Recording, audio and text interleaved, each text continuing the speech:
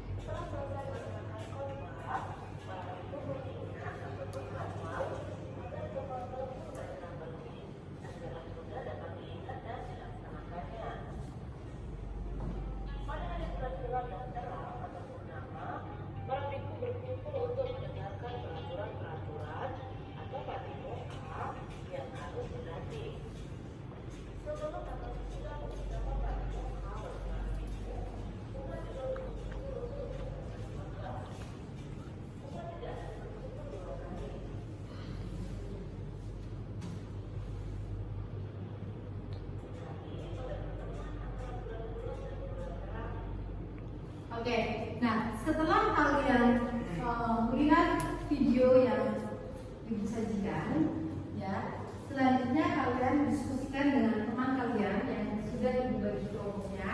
Ya, kelompok 1 bahas apa tujuan masyarakat di India pada saat pra-Buddha, sebelum adanya Buddha itu melakukan puja dengan mengorbankan hewan, bahkan manusia itu tujuannya bagaimana. Kemudian untuk kelompok 2 ya, kelompok 2 mengapa Buddha mencegah bentuk penghormatan yang berlebihan kepada pribadi beliau, ya. Kelompok 3 ya, apa yang dilakukan masyarakat di India ya setelah sang Buddha itu parinibbana. Oke, ibu kasih waktu kurang lebih 5 menit untuk berdiskusi. Setelah itu kalian presentasikan ke depan. Ya, oke, silakan diskusikan terlebih dahulu ya. Kalian bisa berhadapan dengan teman kalian ya untuk diskusinya. Silakan kalian berhadapan berdiskusi dengan teman kalian terlebih dahulu ya. Kelompok 3 ya. Silakan kalian berdiskusi terlebih dahulu ya.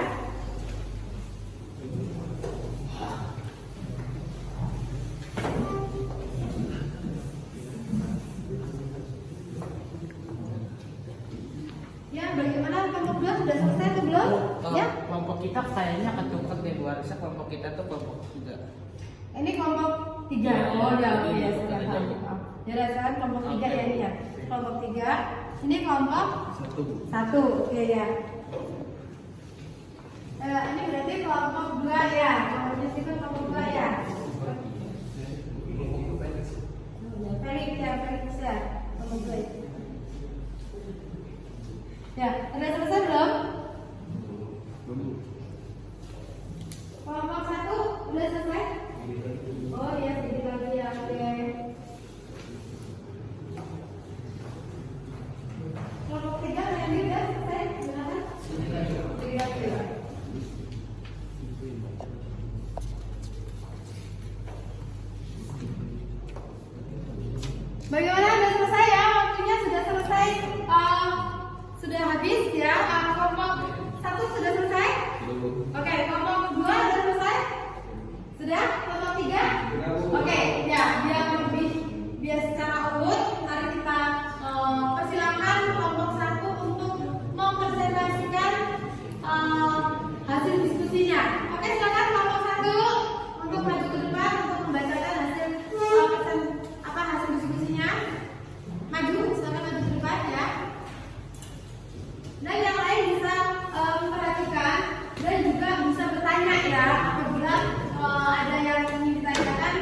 dari pertanyaan kelompok 1, baik jawaban atau yang kurang paham. Yuk, silakan.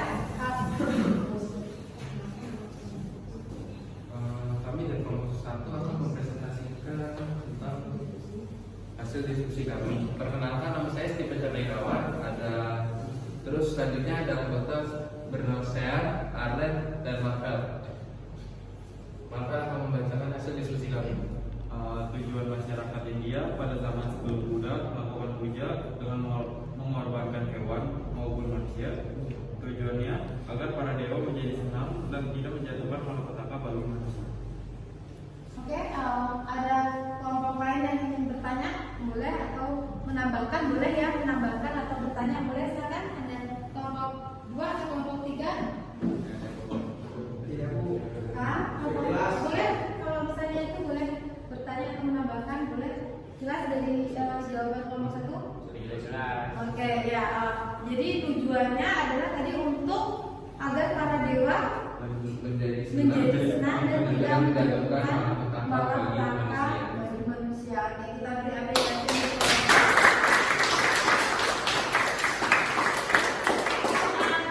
Terima kasih untuk kelompok 1 telah mempresentasikan hasil diskusinya dengan baik. Silakan dulu.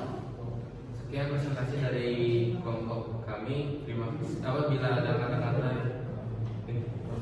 kurang berkenan, mohon dimaafkan. Sekian, terima kasih. Oke, ya, terima kasih. Oke, kita dilanjutkan kelompok 2 ya, silakan.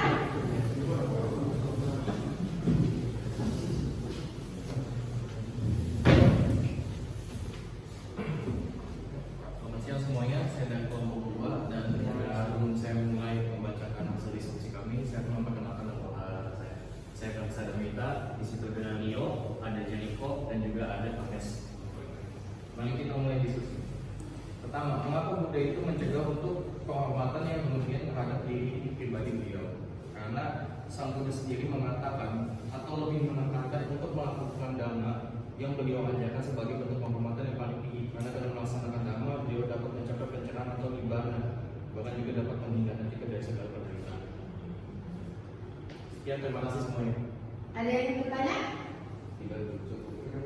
Cukup? Cukup lagi. Oke, cukup. Oke, alhamdulillah jelas. Tadi kita berapresiasi untuk kelompok.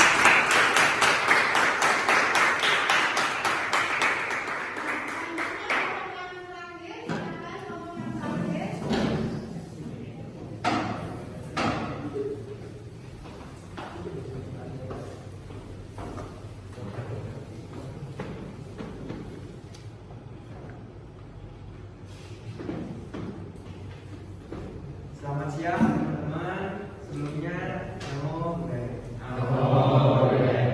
Kita dari kelompok 3 yang terdiri dari saya sendiri, Liandi, Jonathan, Christian, Andre, dan Benson. Kali ini kita akan menjawab tugas yang tadi ada di presentasi, yaitu apa yang dilakukan masyarakat India setelah Buddha parinibbana.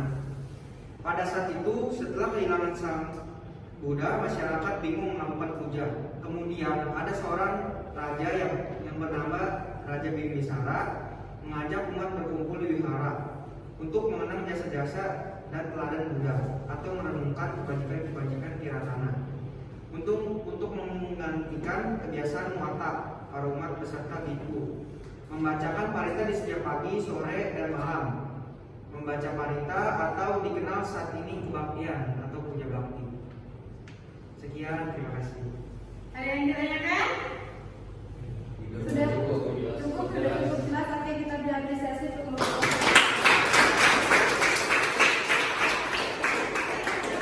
Sudah presentasikan hasil diskusinya dengan baik. Oke, silakan duduk kembali. Oke, ya.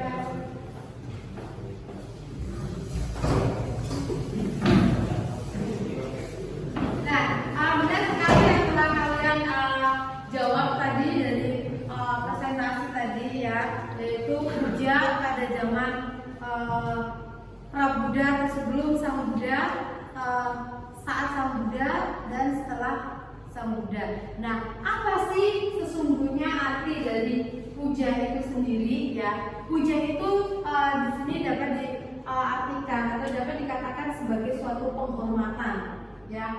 Di mana menghormat kepada yang patut dihormati itu adalah berkah utama, yaitu dijelaskan di dalam salah satu sutra, yaitu ada yang tahu sutra apa? Yang pertama menghormat, ada yang tahu menghormat kepada yang patut dihormat itu adalah berkah utama. Itu tentang apa? Ada yang tahu tidak? Mungkin dilihat atau pernah membacakannya? Gak ada yang tahu? Oke, kalau tidak ada yang tahu tidak apa-apa, ibu akan kasih tahu, yaitu di Sutta Manggala Sutta. Ya, di situ dikatakan bahwa menghormat kepada yang patut dihormat itu adalah berkah utama. Siapa sih yang patut kita hormati? Ada yang tahu? Angkat tangan yang tahu yang harus kita hormati. Ya, Lady. Apa tadi? Orang tua. Benar sekali. Ada lagi? Biku. Biku. Guru. Guru. Ya, Jonathan. Cukup? Ada yang lain? Oke, ya. Yang dijawab oleh Leandi dan Jonathan itu sudah sangat tepat sekali. Ibu hanya ingin menambahkan, selain orang tua, biku, guru adalah tentunya Buddha, ya, sangga, orang yang lebih tua daripada kita, seperti itu, ya.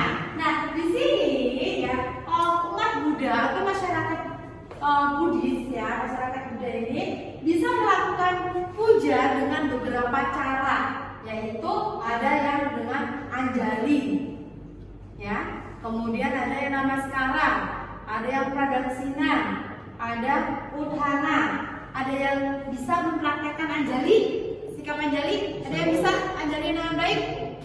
Oke, Randy silakan coba praktekkan ke depan Randy anjali yang tepat itu bagaimana, Randy?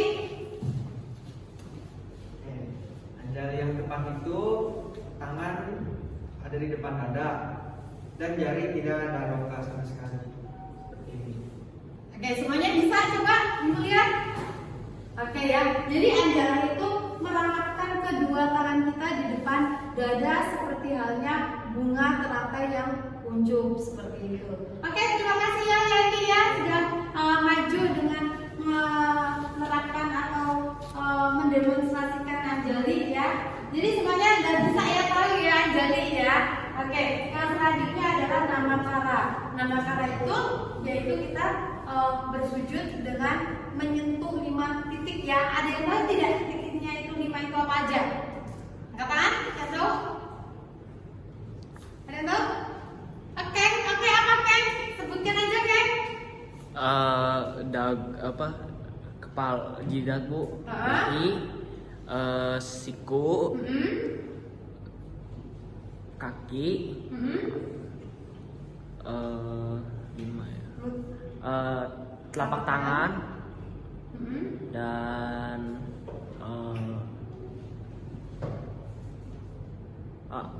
ini bu, apa? Lutut. Ya lutut bu. Ya, menyentuh lantai ya, seperti itu ya. Nah, di mana ya kita melakukan menghormat tersebut itu adalah tujuannya untuk mengurangi ego kita, ya, agar kita itu tidak menjadi orang yang sombong, tidak menjadi orang yang tinggi hati, karena segala sesuatunya itu semuanya tidak ada yang kekal. Yang kita miliki semuanya itu akan mengalami anicca, ya. Jadi dengan melakukan menghormat, ya, itu akan membuat diri kita melatih kerendah hatian kita, ya. Nah, udana itu dengan berdiri menyambut tamu dengan bersikap anjali. Contohnya, misalnya ketika pelajaran kalian berdiri, ya, kalian memberi salam kepada guru kalian yang masuk, itu juga sikap menghormat. Ya, atau misalnya di rumah, ya, di rumah kalian juga harus praktekkan. Kalian harus memiliki sikap hormat ini ya. Ketika ada tamu masuk, kalian mempersilahkan tamu tersebut dengan kalian berdiri, silakan masuk bapak, silakan masuk ibu atau om, tante dan lain sebagainya. Nah, itu harus kita miliki agar kita itu tidak memiliki ego yang tinggi, tidak memiliki tinggi hati, agar kita rendah hati seperti itu, ya. Oke, nah itu puja sebagai penghormatan. Nah, puja ini ya ada 2 jenis puja. puja. Ya, di sini dijelaskan di dalam Anguttara Nikaya, puja ada dua jenis. Ada Amisa puja dan ada Pati-pati puja. Amisa puja ini adalah puja dengan materi. Contohnya ketika kalian wihara, kalian berdana, ya, atau kalian membawa bunga, dupa, kalian persembahkan di altar, ya, itu kalian melakukan puja Amisa puja. Nah, yang kedua, ya, yaitu Pati-pati puja. Pati-pati puja ini adalah puja dengan praktek, mempraktekkan ajaran Buddha. Tadi, ya, Sang Buddha menjelaskan, ya, tadi di presentasi kalian ada, ya, mengapa Sang Buddha melarang kita untuk memberikan penghormatan secara berlebihan, karena Sang Buddha mengajarkan kepada kita, menekankan kepada kita agar kita lebih mempraktekkan Dhamma Sang Buddha. Dengan kita mempraktekkan Dhamma Sang Buddha, maka kita akan memperoleh pembebasan, akan memperoleh kebahagiaan yang tertinggi. Ya, jadi dari dua jenis puja ini tentunya akan membawa manfaat apabila kita praktekkan dalam kehidupan kita sehari-hari. Di sini ada yang ingin memiliki suatu kebahagiaan dalam dirinya? Siapa yang ingin bahagia?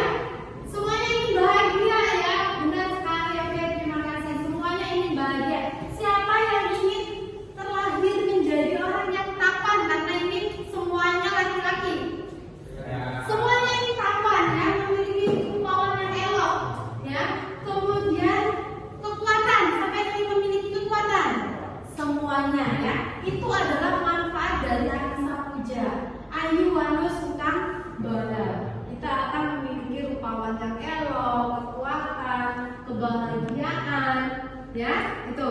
Sedangkan manfaat dari Pati-pati puja, ya, adalah kita akan memperoleh suatu kebahagiaan tertinggi atau nibbana.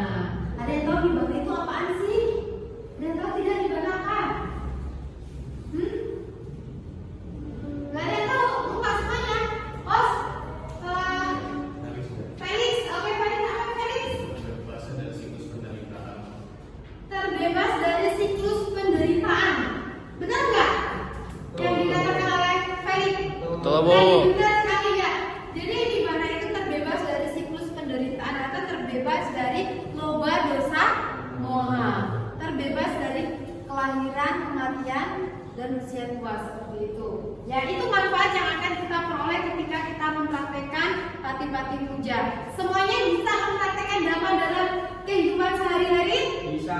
Bisa. Apa sih inti dari Dhammanya Sang Buddha itu? Ada yang tahu nggak? Ada yang ingat? Ada? Intinya ada 3.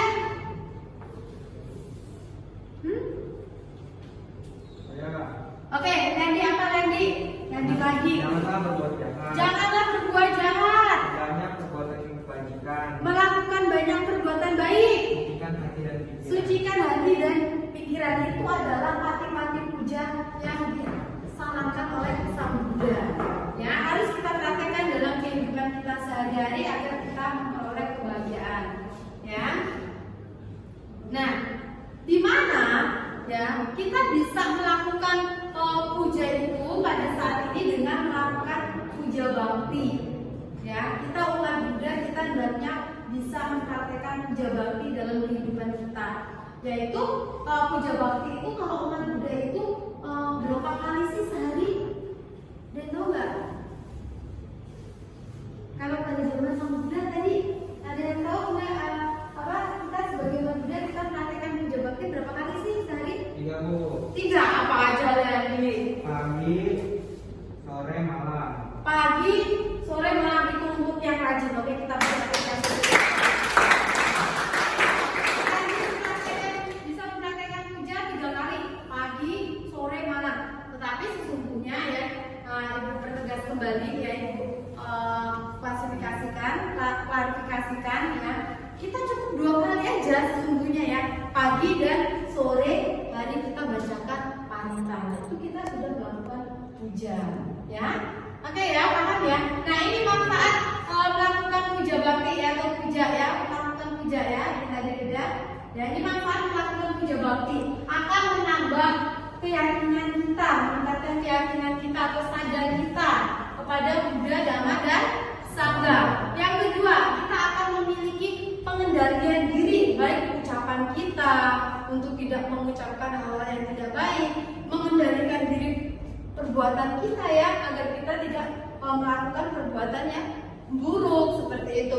Kemudian berkembangnya kesabaran atau kanti, kita akan menjadi lebih sabar dalam menghadapi segala kondisi, baik yang tidak menyenangkan ataupun yang menyenangkan.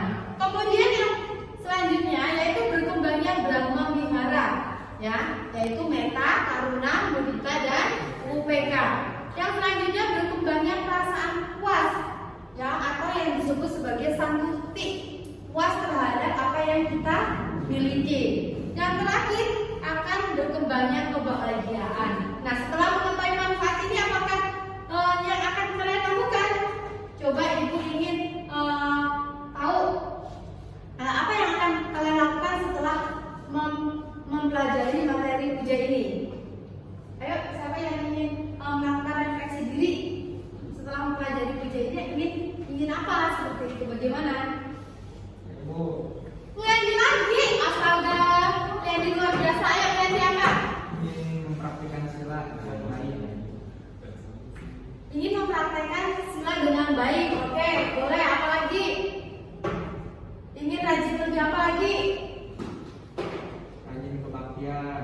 Rajin kebaktian atau melakukan puja bakti. Ya, oke, yang luar biasa sekali itu yang hendaknya harus kita lakukan setelah kita mempelajari materi ini.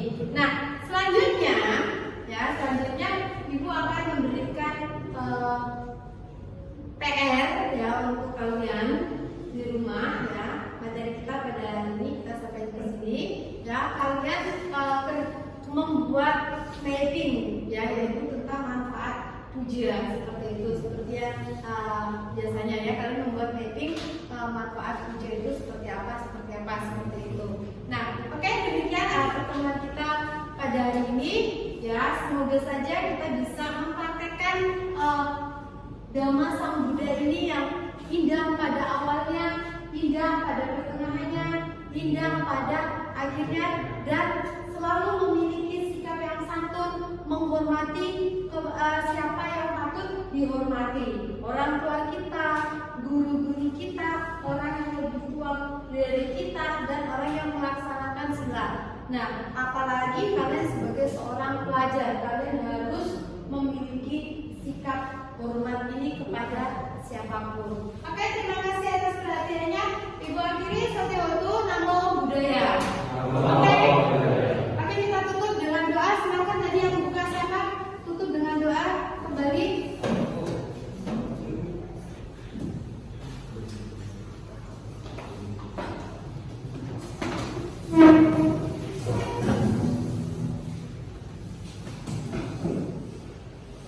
Baiklah teman-teman, sebelum kita menutup pelajaran